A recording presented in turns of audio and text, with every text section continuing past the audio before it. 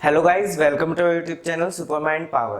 तो यहाँ पे बहुत ही आसान तरीके से, बहुत ही इजी मेथड से हम आपको सरल रेखा करा रहे हैं। तो 11वीं क्लास की सरल रेखा एक्सरसाइज 10.1 स्टार्ट हो चुकी थी हमारी।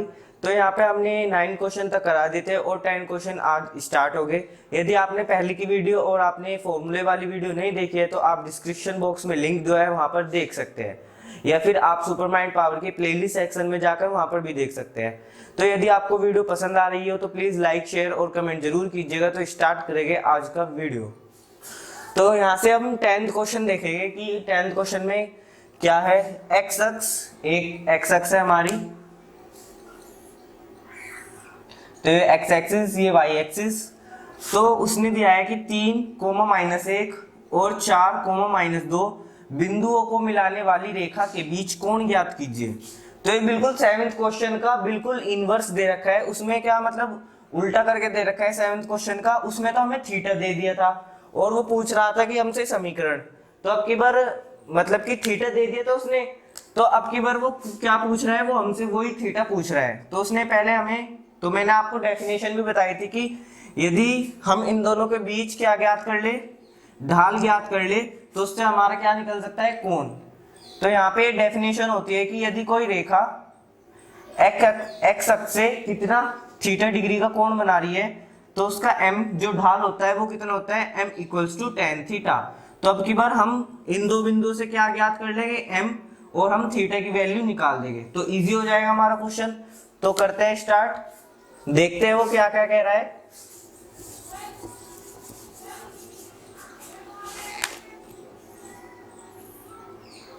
तो वो कह रहा है 3, -1। तो 1, 2, 3, -1 इधर, तो ये हो गया 3, -1 और 4, -2। तो ये यहाँ पे 4, -2। इन दो बिंदुओं से क्या जा रही है, एक सरल रेखा जा रही है। और इसके हमें क्या दो बिंदु पता है, तो इसकी मदद से हम क्या निकाल सकते हैं, इसकी ढाल निकाल सकते हैं। किसी भी दो बिंदु को जो हमें पता हो कि रेखा पर दो बिंदु है तो उससे हम रेखा की ढाल निकाल सकते हैं।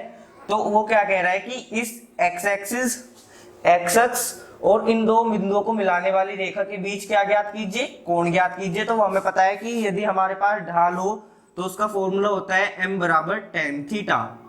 तो अब हम यहाँ से m का मान निकाल लेंगे दो बिंदुओं से। तो यहाँ पे रखेंगे 3, -1 व 4, -2 को मिलाने वाली रेखा की ढाल, तो उसे कह देंगे हम m।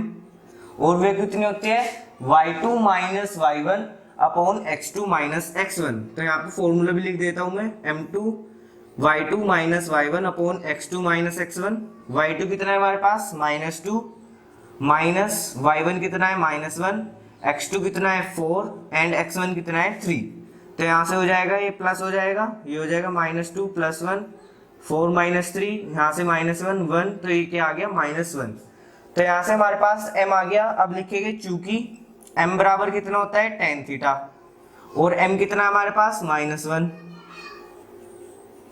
तो -1 tan में किसकी वैल्यू होती है, 135 की, क्योंकि 45 की होती है +1 और 135 की होती है -1। जैसे यहाँ से 180 डिग्री माइनस आप थीटा कर रहे हो और उसकी वैल्यू कितनी आनी चाहिए, 1, वो भी माइनस के। तो आप करके देख लेते हैं कि tan में इसकी वैल्यू होती है या नहीं। तो tan 180 - 40 यानी माइनस के tan 45, tan 45 की -1, तो ये क्या हो गया, 135। तो tan 135 की वैल्यू कितनी होती है, -1। तो यहाँ पे लिख रहा हूं मैं -1 = tan थीटा। तो -1 की जगह हम क्या लिख सकते हैं, tan 135 डिग्री = tan थीटा। तो इससे हमारे पास क्या आ गया, थीटा = 135 डिग्री।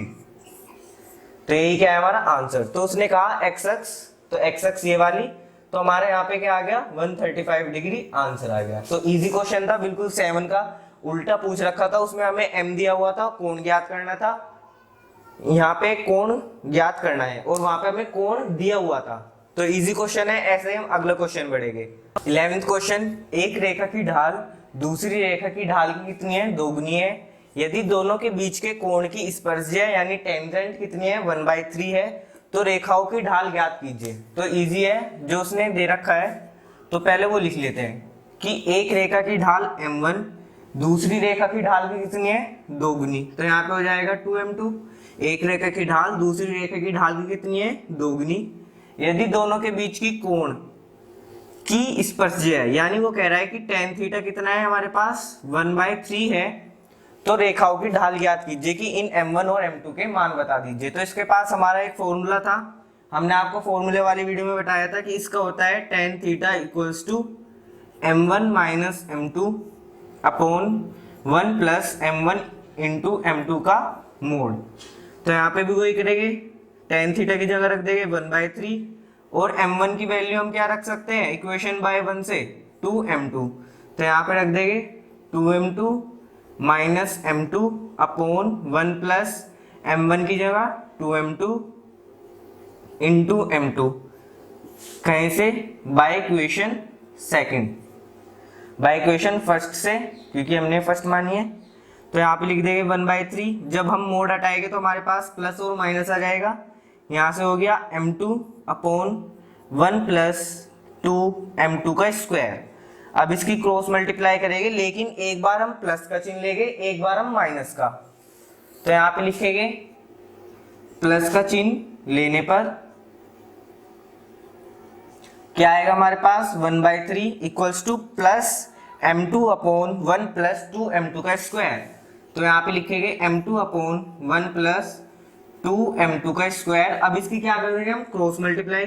तो 1 प्लस 2m2 का स्क्वायर इक्वल्स टू 3m2, ये इधर आ जाएगा।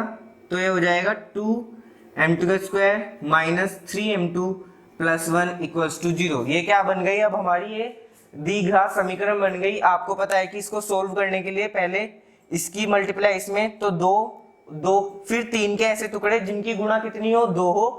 तो ऐसे कितने होते हैं, 2 प्लस 1 3 भी होता है वो, और इनकी मल्टीप्लाई 2 भी होती है। तो यहाँ पे लिख देंगे 2m2 square minus 2 plus 1 m2 plus 1 equals 0, 2m2 square minus 2m2 minus m2 plus 1 equals to 0। यहाँ से 2m2 कॉमन आ गया, यहाँ पे बचा केवल एक m2, क्योंकि ये m2 का स्क्वायर था। माइनस 1 यहाँ से कॉमन, तो m2 माइनस 1 इक्वल्स टू 0। तो इसके फैक्टर हो गए m2 माइनस 1 और 2m2 माइनस 1। यहाँ से m2 की दो वैल्यू आ गई, एक तो आ गई हमारे पास 1 और एक आ गई प्लस के 1/2। ये m2 माइनस 1 को 0 रखा तो एक तो आ गई 1, और एक 2m2 माइनस 1 को 0 रखा तो एक आ गई 1/2। तो हमारे पास m2 की वैल्यू आ गई, और m1 की वैल्यू जो हम m2 को पुट करें 1 में, तो यहाँ से m1 की भी दो वैल्यू आएगी। एक बार तो आ जाएगी 2, और एक बार जब हम यहाँ पे 1/2 रखेंगे तो 2 से 2 कैंसिल आउट, तो एक बार आ जाएगी 1। तो यहाँ से m1 की वैल्यू 2,1 और m2 की 1, -1/2। ऐसे ही अब की बार हम क्या लेंगे, माइनस का चिन्ह। तो इसके 4 आंसर आ रहे हैं हमारे पास। तो माइनस का चिन्ह लेने पर क्या हो जाएगा, 1/3 कहीं का माइनस का, m2 upon 1 plus 2m2 square, यहाँ से हो जाएगा 1 plus 2m2 square equals to 3m2 किस चीज का, माइनस का। अभी माइनस का इधर आके प्लस का हो जाएगा, तो 2m2 square plus 3m2 plus 1, वही अब इसके फैक्टर करने हमें। तो 2m2 स्क्वायर इसे लिख सकते हैं हम प्लस के 2 plus 1 m2 plus 1 equals to 0। तो यहाँ से हो जाएगा 2m2 square plus 2m2 plus m2 plus 1 equals to 0। 2m2 common, तो यहाँ से हो जाएगा m2 प्लस 1 कॉमन, तो m2 प्लस 1 इक्वल्स टू 0।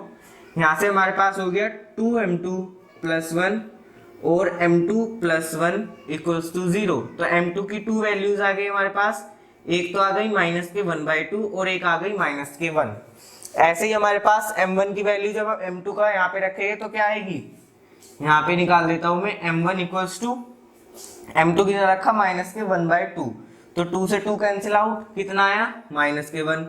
अब एक बार रखेंगे -1 तो कितना आ जाएगा -2। तो ये क्या है, हमारी रेखा की ढाल है।